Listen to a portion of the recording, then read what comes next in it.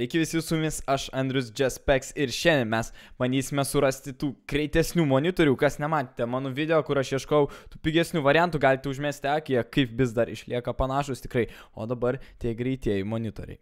Na, pradėsime šį sąrašą nuo pigiausio pasiūlymo iš Acer. Ir na taip, ta kaina nėra iš tiesų tokia smulki, 235 eurai, bet jau pigiau neišeina gauti to greičio, to vadinimo 144 Hz. Ir taip yra tos kelios aukos, kaip matote, stovas, jau kaip ir gavau tą tokią pravardę šią monitorių, tai yra Patrikas. Ačiū Dievui, jis nusiema, tai jeigu jūs va taip irgi kažkaip įskliudo, galėsite jį pašalinti, bet minimalios funkcijos tai yra prijungimo galimybės, laidai ir tas ekranas taip pat nėra puikus, bet jis greitas. Na, toliau eisime prie svaresnių pasiūlymų, kur gal teks mažiau šiek tiek aukoti dalykų. Ir tai bus mano asmeninis monitorius, tai yra LG 24 GM77. Ir taip, šis monitorius kainuoja vos brangiau. Ir taip, jį galima rasti dar pigiau negu šiuo metu Skytech'e.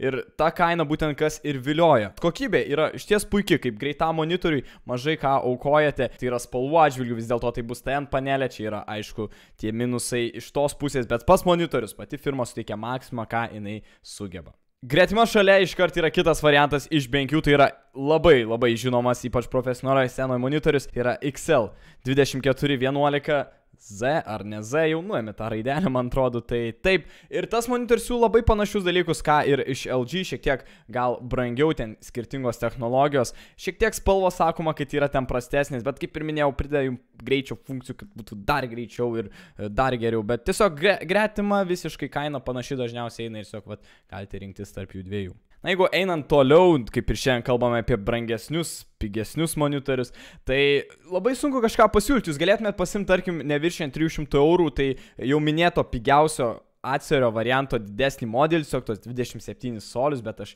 neįtin rekomenduojant labai didelių monitorių su mažesnė rezoliucija, bet tai yra galimas variantas. Kas būtų gal protingiau, tai pasižiūrėti monitorių su akivaizdžiom technologijom, tai yra tais bonusais, pliusais, kad jūs suprastumėt, už ką gal daugiau mokite. Na, tarkim, tai būtų G-Sync ir FreeSync technologija, kuri tikrai yra labai puikiai ir prieinama, tarkim, iš AMD pusės, tai yra FreeSync. Galite netgi rasti už 300 eurų va tokį pigesnį modeliuką ir tikrai labai apsimoka. Na, o Nvidia fanam netaip gerai sekasi, jiem pigiausias variantas su G-Sync būtų už 400 eurų, bent jau ką man pavyko rasti. Ir vis dėlto tai tikrai yra vertinga, jūs iškart suprasite, už ką mokėjote ir ką gaunate. Na, va tiek trumpai mes perėmė tuos modelius, tokius pigiausius, brangiausius, nežinau, tikiuosi jums padėjo, užmeskit laiką, gal kas jau turite 104 Hz monitorių, pabandykit įkalbėti žmonės komentaruose, kad tikrai verta. Ir tada iki sekančio video. Iki.